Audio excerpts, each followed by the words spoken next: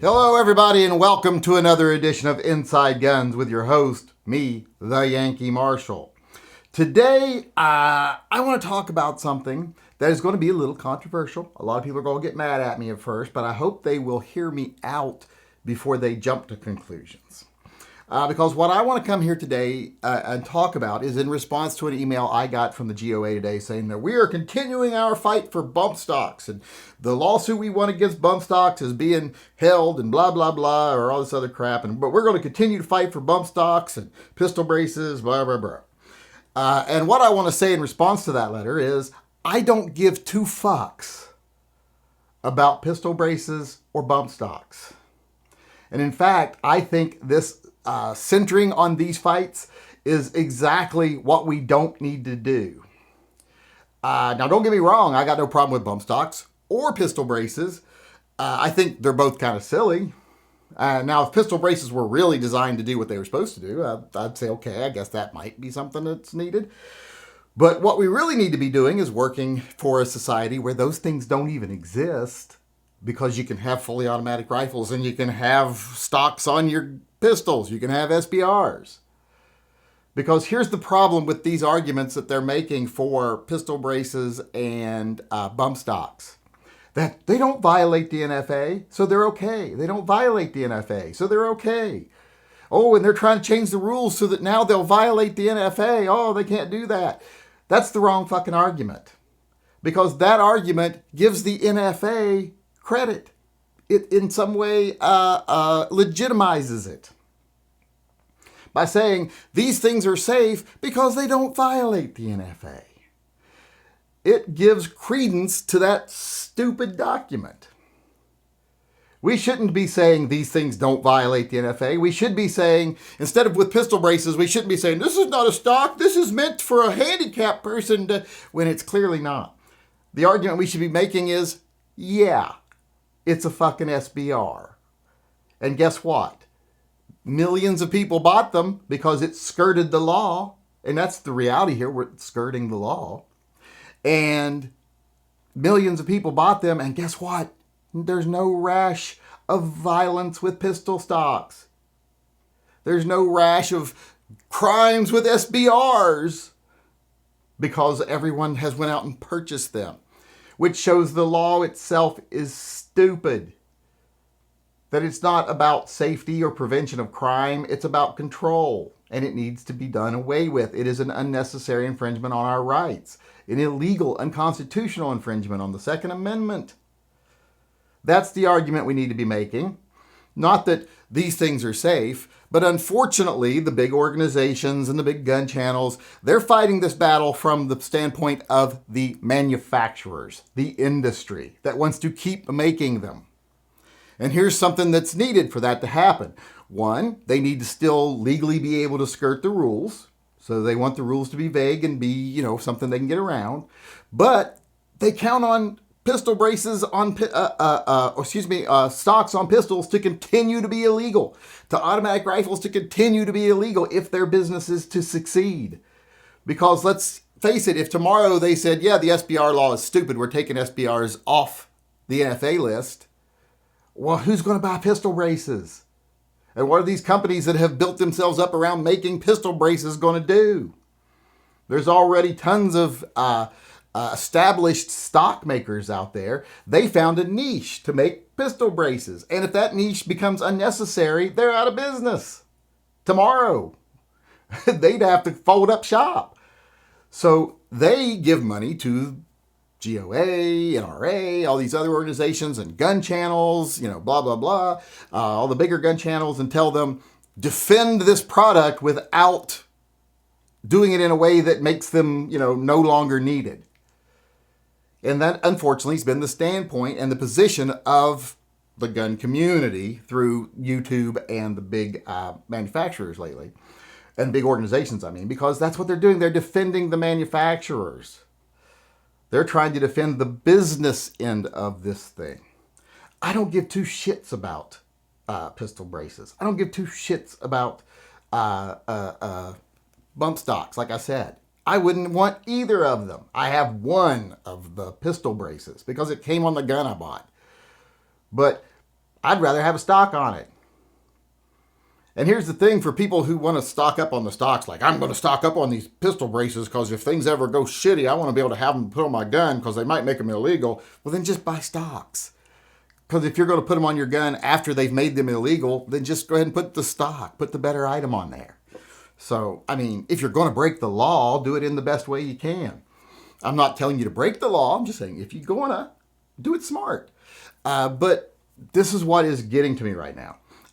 This whole desire of the gun organizations and the gun channels coming at this from a way that defends the industry and doesn't defend our rights, because we should be saying the NFA needs to go because look, we went around your stupid rules. We've got the things you said you didn't want us to have and people aren't misusing them.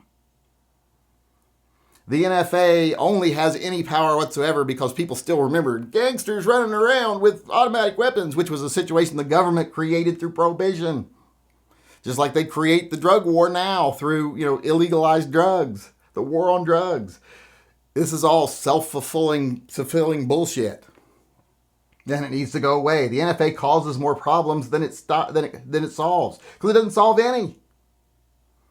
So we need to be taking the other side of the argument that, yeah, these things do violate the NFA. It is an SBR. It basically is an automatic rifle. And now you can see how fairly useless automatic rifles are in most situations. And you can see how people who have SBRs aren't out to commit crimes with them. Because my PTR is the same as any other SBR out there. It can be used just the same. And millions of people have similar, and they're not committing crimes with them. So the law against them is unneeded. The reasoning that they're somehow more dangerous is flawed. That's the position we should be taking. When we try to defend pistol braces or say, no, they're not violating the rule. They're not skirting the law. They're actually just for handicapped people to be able to shoot their pistols. When you do that, you're being forced into taking the disingenuous side of the argument. Because no one can believe that. When a pistol brace like the one on my PTR gives me a length of pull on my trigger that's identical to all my AKs, and is shaped to go into my shoulder, is very unlikely to ever be used as a brace. If I have to take the position of saying, oh no, that's for handicapped people, well, that makes me a liar. And that makes me look dishonest. So why should anyone listen to me, period? But if I stand up there and say, yeah, this thing is meant to be used as a stock, and I can use it as a stock, but I'm not doing anything illegal with it just because I have it. And neither is anybody else. Neither are the millions of people that bought them. So I'm really getting kind of sick of this whole, let's fight in a way that defends the industry, not in the way that defends our rights. These companies like the GOA that spend all that money on a lawsuit, all of our money on a lawsuit for Bumpstocks, when they should just be filing lawsuits against the NFA. They should be finding people that have been damaged by NFA laws and funding their lawsuit. But unfortunately, the industry gives them extra funding if they fight for the things that are more beneficial for them. And that's the same with gun channels, big organizations, etc. They're fighting the wrong fight because they're fighting the fight for profit for industry, not potential repealing of infringements on us as citizens. So I hope everyone out there will start waking up and realizing that these big gun organizations and these big gun channels, when they fight for bump stocks and they fight for pistol braces, they're not fighting for our rights. They're fighting for industry interests and the money that industry provides them. It would be better for us if that industry didn't need to exist because we got rid of the NFA. That's what these organizations need to be fighting for. And I don't know about you all out there, but I'm not giving money to any more national organizations because this is the kind of shit they fight. They fight the profit battles, not the infringement battles, not the battles for our rights. So fuck them. Fuck all of them. And I'm not saying all of them are bad. I'm just saying fuck them. Until they start fighting the right battles, I'll fund them when they're fighting the battles that need to be fought in the way they need to be fought. Because like I said, these battles centering on how bump stocks and pistol braces should be legal and they're just trying to outlaw these things and blah, blah, blah. That's the wrong fight.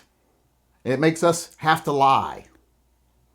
It makes us, like I said, dishonest. When we should be saying, yeah, we skirted the rules. And in doing so, we proved your rules unnecessary because they're ridiculous. That's what we need to be doing. That's not going to be profitable for the industry, so the big gun channels aren't going to want to do it, and the big gun organizations aren't going to want to do it because they profit off these lawsuits. Not only do we send them tons of money that they use a fraction of on the lawsuit, but the manufacturers also give them kickbacks to do it. They advertise in their little pamphlets and in their books and in their magazines. They provide funding for their getaways and their meetings, etc., so that they'll fight in court for their interests, not the interests of the people. Because the interests of the people, like I said, would be to get rid of the NFA by showing we have been skirting the rules and nothing bad's happened. So like I said many times already in this video, the rules themselves are stupid, they're unconstitutional, and they need to go away. All right, everybody, I went a little bit longer on that than I had planned, and I had a couple other segments set up here for the show today. But in between little segments I was filming here, something came across on my phone, a story, and it really put a bee in my bonnet. You know, ground my gears pretty good. So I'm going to do a little segment here today where I actually do 2 rants in one show, so people are going to be tired listening to me bitch today. But I wanted to talk about how the South Dakota, I believe it was South Dakota, governor is sending the National Guard to the border to help with immigration. Now, on the surface, I don't really have a huge problem with that. I do have a problem with the way we're dealing with immigration and taking the fight to the immigrants instead of taking the fight to the reasons why they're here and the people that enable them to be here, like people who want to give illegal immigrants welfare and let their kids go to school and give them health insurance and let them get driver's licenses and everything else. That needs to stop. Stop incentivizing criminal activity. Stop incentivizing illegal immigration. But even bigger than that is the industries that use the cheap labor.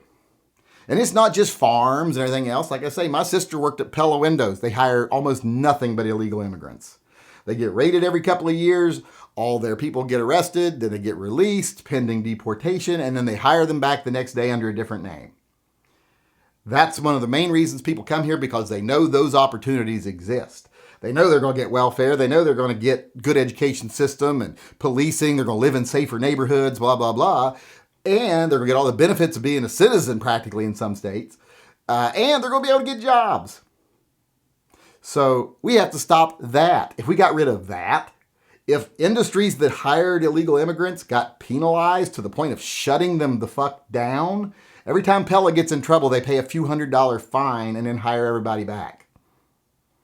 It should be to the point where every time these businesses get dinged, not only does it cost them as much as it would have to have hired legal people and pay them a decent wage, but it costs them more. And they face criminal charges also, like CEOs start going to jail. I guarantee you, if the CEO of Pella Windows started going to jail when his factories got raided and it found out 80% of their workforce was illegal aliens, well, then he'd start passing down, anybody hires an illegal alien gets fired immediately. But since he doesn't face any consequences, he's more than willing to save that money by paying pennies on the dollar of what people would get if there was not that illegal immigration aspect of the job there. And a lot of people say, oh, illegal immigrants just take cheap jobs so they don't actually take jobs away from Americans. Bullshit. There's tons of Americans here in Oregon that would love to work in the Pella plant and make a decent manufacturing income, but instead they hire illegals, pay them like a quarter of what a decent manufacturing income would be so that they can drive profits up. And even when they get caught and pay the fines, it still costs them very little. So I'm raging about immigration here instead of actually dealing with the actual topic. What I want to talk about was the governor sending the troops to the border. The reason I have a problem with this, and I think every right-minded individual out there should have a problem with this, especially conservative people and people who believe in freedom, is it's being funded by a Tennessee billionaire, a GOP donor. This was apparently not only his idea, but he's paying for it through the Republican governor there. She's made this clear. This is what they're doing. So I guess the National Guard is a for-hire army now, that they can serve the interests of GOP donors or any billionaire donor. This is disgusting. The National Guard is the people's army, They are to serve the will of the people. They are to be funded by the people, not private individuals who just happen to have deep pockets and therefore can pay to borrow the military from a state. That is a really bad road to go down. Because how are we going to like it when Bloomberg starts hiring the New York National Guard to enforce gun laws?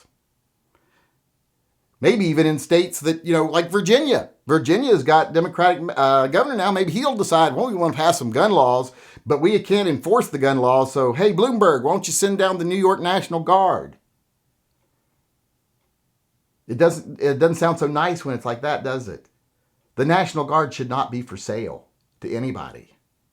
Not for rent, nothing. Should not serve the interests of special groups. Period.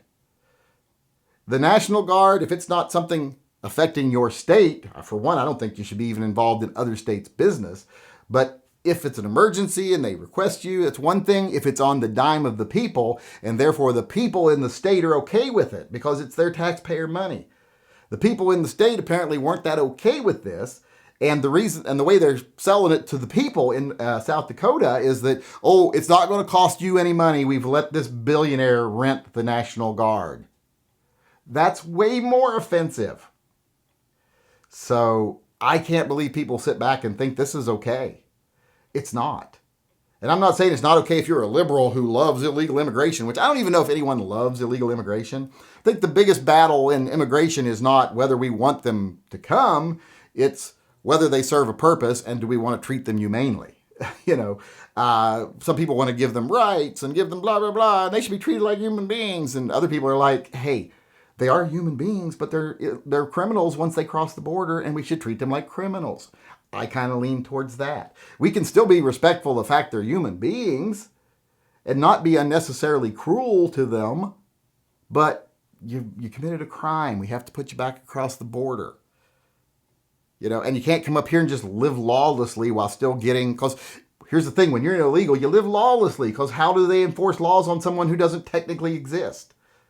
So there's a line that can be straddled there between still treating them like humans, but also recognizing that they're criminals and not providing them all these free services and everything.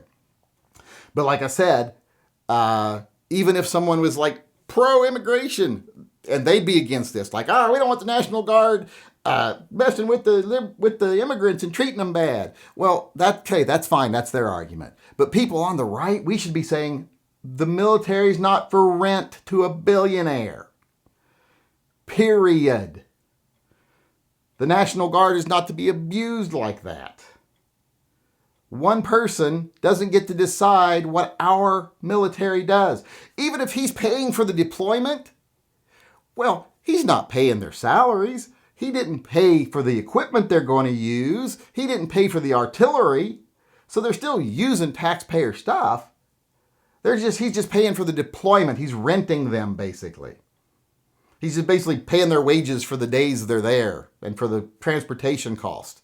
But he's not paying for the material they used.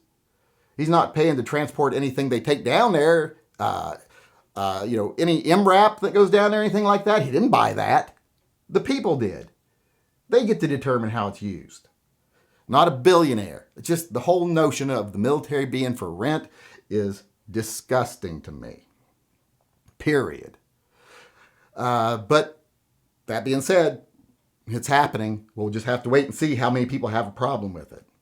I'm afraid it's only going to be people on the left have a problem with it, and people on the right are going to find some way to justify it. But in my opinion, this whole notion that the military is for sale is not justifiable at all if you're left or if you're right. All right, everybody, that's our show for today. Sorry I was so bitchy, but it's hot in here. There's sweat rolling down the back of my neck and down to my ass crack right now again today. Hopefully it'll be cooler tomorrow, and I'll be able to be a little less ranty. But I just had to say some things today. So I just want to say, I hope you enjoyed the show for what it was today. And I hope you come back again tomorrow, maybe despite today's show. But until tomorrow, I just want to sign off by saying, as usual, as far as the state of the world today is concerned, it is what it is. It could be a lot worse, but it could be better. And if we start calling out and recognizing the people that are just propagandists and fearmongers and profiteers that just want to manipulate us into fighting for what's best for their financial interests instead of what's best for the Second Amendment, if we can start recognizing those people and start ignoring them, what things will be in the future for people who believe in freedom and gun rights in this country is better.